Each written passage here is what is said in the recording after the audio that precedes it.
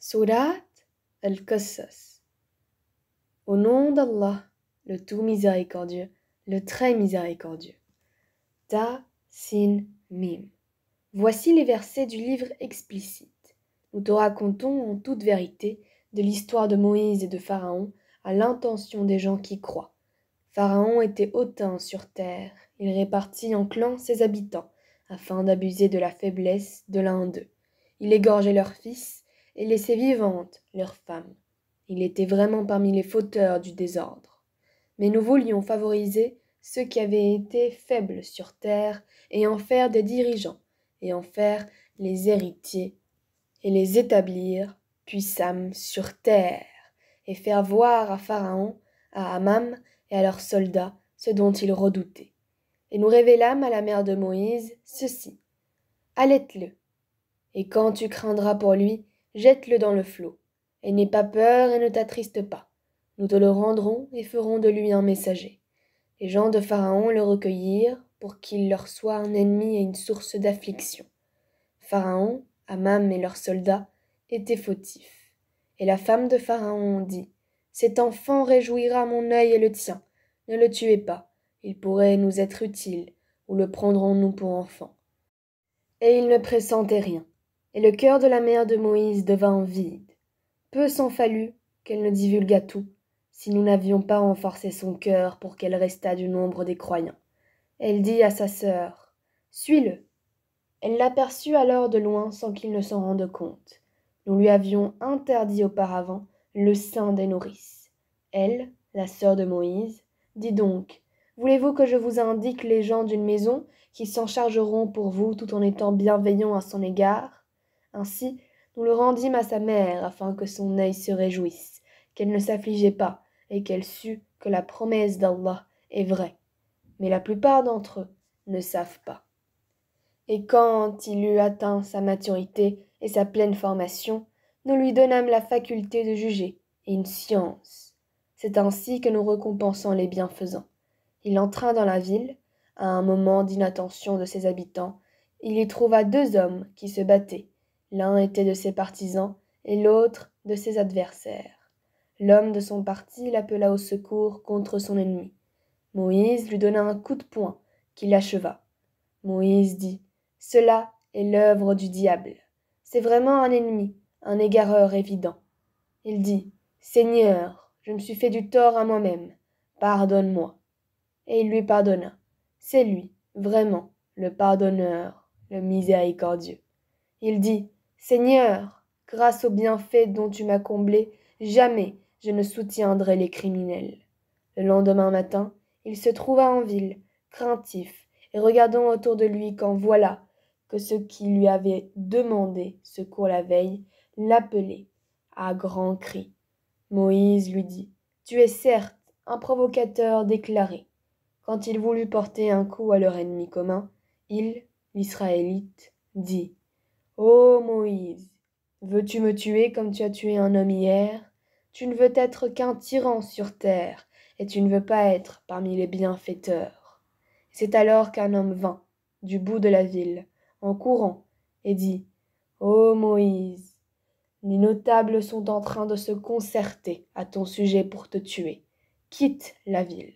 C'est le conseil que je te donne. » Il sortit de là, craintif, regardant autour de lui.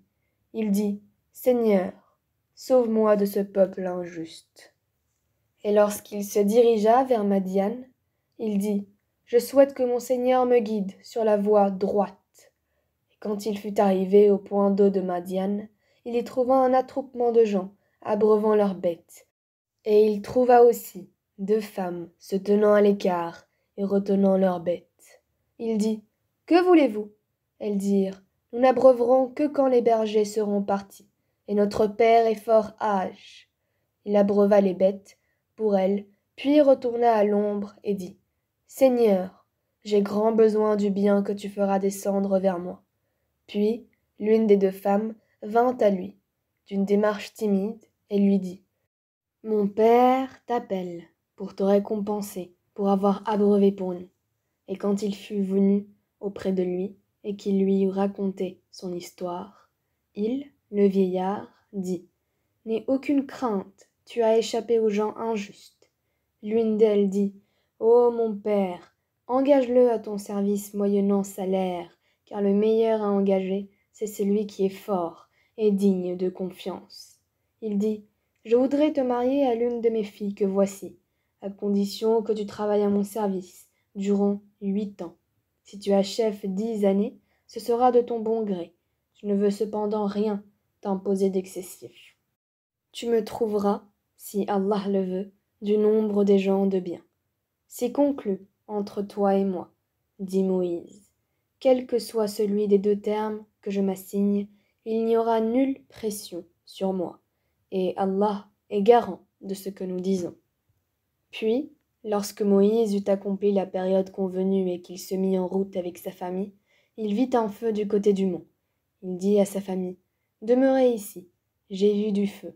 Peut-être vous en apporterai-je une nouvelle ou un tison de feu, afin que vous vous réchauffiez. » Puis, quand il y arriva, on l'appela du flanc droit de la vallée, dans la place bénie, à partir de l'arbre. « Ô Moïse, c'est moi, Allah, le Seigneur de l'univers. Et jette ton bâton. » Puis, quand il le vit remuer comme si c'était un serpent, il tourna le dos, sans même se retourner. « Ô Moïse, approche et n'aie pas peur. Tu es du nombre de ceux qui sont en sécurité. Introduis ta main dans l'ouverture de ta tunique, elle sortira blanche sans aucun mal. Et serre ton bras contre toi pour ne pas avoir peur. Voilà donc 2 preuves de ton Seigneur pour Pharaon et ses notables. Ce sont vraiment des gens pervers. Seigneur, dit Moïse, j'ai tué un des leurs et je crains qu'il ne me tue. Mais Aaron, mon frère, est plus éloquent que moi. Envoie-le donc avec moi comme auxiliaire pour déclarer ma véracité. Je crains vraiment qu'il ne me traite de menteur. Allah dit, nous allons, par ton frère, fortifier ton bras et vous donner des arguments irréfutables. Ils ne sauront vous atteindre grâce à nos signes, nos miracles. Vous 2 et ceux qui vous suivront seront les vainqueurs. Puis, quand Moïse vint à eux, avec nos prodiges évidents, ils dirent, ce n'est là que magie inventée. Jamais nous n'avons entendu parler de cela chez nos premiers ancêtres. Et Moïse dit, mon Seigneur connaît mieux qui est venu de sa part avec la guidée, et à qui appartiendra la demeure finale. Vraiment, les injustes ne réussiront pas. Et Pharaon dit, ô notables, je ne connais pas de divinité pour vous, autre que moi. Amam, allume-moi de feu sur l'argile, puis construis-moi une tour, peut-être alors monterai-je jusqu'au Dieu de Moïse. Je pense plutôt qu'il est du nombre des menteurs. Et il s'enfla d'orgueil, sur terre, ainsi que ses soldats, sans aucun droit. Et ils pensèrent qu'il ne serait pas ramené vers nous. Nous le saisîmes donc, ainsi que ses soldats, et les jetâmes dans le flot. Regarde donc ce qu'il est advenu des injustes. Nous fîmes d'eux des dirigeants qui appellent les gens au feu, et au jour de la résurrection, ils ne seront pas secourus. Nous les fîmes suivre dans cette vie, ici-bas, d'une malédiction. Et au jour de la résurrection, ils seront parmi les honnis. Nous avons en effet donné le livre à Moïse, après avoir fait périr les anciennes générations, en tant que preuve illuminante pour les gens, ainsi que guidée et miséricorde, afin qu'ils se souviennent. Tu n'étais pas sur le versant ouest du Sinaï quand nous avons décrété les commandements à Moïse. Tu n'étais pas parmi les témoins. Mais nous avons fait naître des générations dont l'âge s'est prolongé. Et tu n'étais pas non plus résident parmi les gens de Madian, leur récitant nos versets. Mais c'est nous qui envoyons les messagers. Et tu n'étais pas au flanc du mont Thor quand nous avons appelé. Mais tu es venu comme une miséricorde de ton Seigneur, pour avertir un peuple à qui nul avertisseur avant toi n'est venu, afin qu'ils se souviennent. Si un malheur les atteignait, en rétribution de ce que leurs propres mains avaient préparé, ils diraient « Seigneur, pourquoi ne nous as-tu pas envoyé un messager?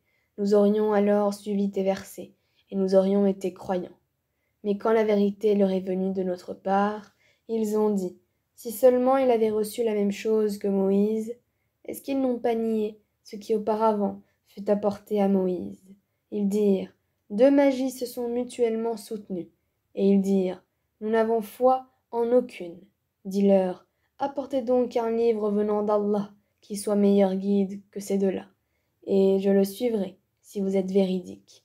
Mais s'ils ne te répondent pas, sache alors que c'est seulement leur passion qu'ils suivent, et qui est plus égaré que celui qui suit sa passion sans une guidée d'Allah. Allah, vraiment, ne guide pas les gens injustes. Nous leur avons déjà exposé la parole, le Coran, afin qu'ils se souviennent. Ceux à qui avant lui, le Coran, nous avons apporté le livre, y croient. Et quand on le leur récite, ils disent « Nous y croyons, ceci est bien la vérité émanant de notre Seigneur. Déjà avant son arrivée, nous étions soumis. Voilà ceux qui recevront 2 fois leur récompense pour leur endurance, pour avoir répondu au mal par le bien, et pour avoir dépensé de ce que nous leur avons attribué. Et quand ils entendent des futilités, ils s'en détournent et disent « À nous nos actions, et à vous les vôtres. Paix sur vous. Nous ne recherchons pas les ignorants. Tu, Mohammed, ne diriges pas celui que tu aimes, mais c'est Allah qui guide qui il veut. Il connaît mieux cependant les bien guidés. Ils dirent, si nous suivons avec toi la bonne voie, on nous arrachera de notre terre. Ne les avons-nous pas établis dans une enceinte sacrée, sûre, vers laquelle des produits de toutes sortes sont apportés comme attribution de notre part, mais la plupart d'entre eux ne savent pas. Et combien avons-nous fait périr de cités qui étaient ingrates, alors que leurs habitants vivaient dans l'abondance. Et voilà qu'après eux, leurs demeures ne sont que très peu habitées. Et c'est nous qui en fûmes l'héritier. Ton Seigneur ne fait pas périr des cités avant d'avoir envoyé dans leur métropole un messager pour leur réciter nos versets. Et nous ne faisons périr les cités que lorsque leurs habitants sont injustes. Tout ce qui vous a été donné est la jouissance éphémère de la vie ici-bas, et sa parure alors que ce qui est auprès d'Allah est meilleur et plus durable. Ne comprenez-vous donc pas? Celui à qui nous avons fait une belle promesse dont il verra l'accomplissement est-il comparable à celui à qui nous avons accordé la jouissance de la vie présente et qui sera ensuite le jour de la résurrection de ceux qui comparaîtront devant nous? Et le jour où il les appellera, il dira, où sont ceux que vous prétendiez être mes associés? Ceux contre qui la parole se réalisera diront, voici, Seigneur, ceux que nous avons séduits. Nous les avons séduits comme nous nous sommes dévoyés nous-mêmes. Nous les désavouons devant toi. Ce n'est pas nous qu'ils adoraient. Et on leur dira, appelez vos associés. Ils les appelleront, mais ceux-ci ne leur répondront pas. Quand ils verront le châtiment, ils désireront alors avoir suivi le chemin droit dans la vie d'ici-bas. Et le jour où il les appellera et qu'il dira « Que répondiez-vous aux messagers ?» Ce jour-là, leurs arguments deviendront obscurs, et ils ne se poseront point de questions. Mais celui qui se sera repenti, qui aura cru et fait le bien, il se peut qu'il soit parmi ceux qui réussissent. Ton Seigneur crée ce qu'il veut, et il choisit. Il ne leur a jamais appartenu de choisir. Gloire à Allah. Il transcende ce qu'ils associent à lui. Ton Seigneur sait ce que cache leur poitrine et ce qu'ils divulguent. C'est lui, Allah. Pas de divinité à part lui. À lui, la louange ici-bas, comme dans l'au-delà. À lui appartient le jugement, et vers lui vous serez ramenés. Dis, que diriez-vous si Allah vous assignait la nuit en permanence jusqu'au jour de la résurrection? Quelle divinité autre qu'Allah pourrait vous apporter une lumière? N'entendez-vous donc pas? Dis, que diriez-vous si Allah vous assignait le jour en permanence jusqu'au jour de la résurrection? Quelle divinité autre qu'Allah pourrait vous apporter une nuit durant laquelle vous reposeriez? N'observez-vous donc pas? C'est de par sa miséricorde qu'il vous a assigné la nuit et le jour pour que vous vous y reposiez et cherchiez de sa grâce, et afin que vous soyez reconnaissants. Et le jour où il les appellera, il dira, Où sont ceux que vous prétendiez être mes associés? Cependant, nous ferons sortir de chaque communauté un témoin, puis nous dirons, apportez votre preuve décisive. Ils sauront alors que la vérité est à Allah, et que ce qu'ils avaient inventé les a abandonnés. En vérité, Coré Caroun était du peuple de Moïse, mais il était rempli de violence envers eux. Nous lui avions donné des trésors, dont les clés pesaient lourd à toute une bande de gens forts.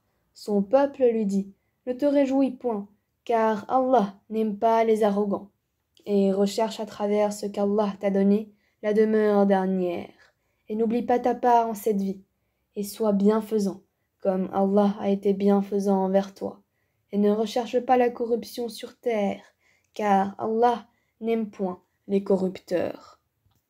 Il dit, c'est pas pour une science que je possède que ceci m'est venu.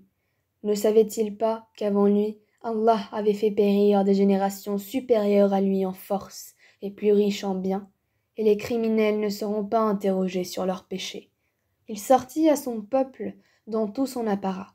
Ceux qui aimaient la vie présente dirent, si seulement nous avions comme ce qui a été donné à Corée. Il a été doté, certes, d'une immense fortune, tandis que ceux auxquels le savoir a été donné dirent « Malheur à vous, la récompense d'Allah est meilleure pour celui qui croit et fait le bien, mais elle ne sera reçue que par ceux qui endurent. Nous fîmes donc que la terre l'engloutit, lui et sa maison. Aucun clan en dehors d'Allah ne fut là pour le secourir, et il ne put se secourir lui-même. Et ceux qui, la veille, souhaitaient d'être à sa place, se mirent à dire « Ah, il est vrai qu'Allah augmente la part de qui il veut, parmi ses serviteurs, ou la restreint. Si Allah ne nous avait pas favorisés, il nous aurait certainement fait engloutir. Ah, il est vrai que ceux qui ne croient pas ne réussissent pas. Cette demeure dernière, nous la réservons à ceux qui ne recherchent ni à s'élever sur terre, ni à semer la corruption. Cependant, l'heureuse fin appartient aux pieux. Quiconque viendra avec le bien aura meilleur que cela encore, et quiconque viendra avec le mal, qu'il sache que ceux qui commettront des méfaits ne seront rétribués que selon ce qu'ils ont commis. Celui qui t'a prescrit le Coran te ramènera certainement là où tu souhaites retourner. Dis, mon Seigneur connaît mieux celui qui a apporté la guidée et celui qui est dans un égarement évident. Tu n'espérais nullement que le livre te serait révélé. Ceci n'a été que par une miséricorde de ton Seigneur. Ne sois donc jamais un soutien pour les infidèles, et que ceux-ci ne te détournent point des versets d'Allah, une fois qu'on les a fait descendre vers toi. Appelle les gens vers ton Seigneur et ne sois point du nombre des associateurs, et n'invoque nulle autre divinité avec Allah. Point de divinité à part lui. Tout doit périr, sauf son visage. À lui appartient le jugement, et vers lui vous serez ramenés.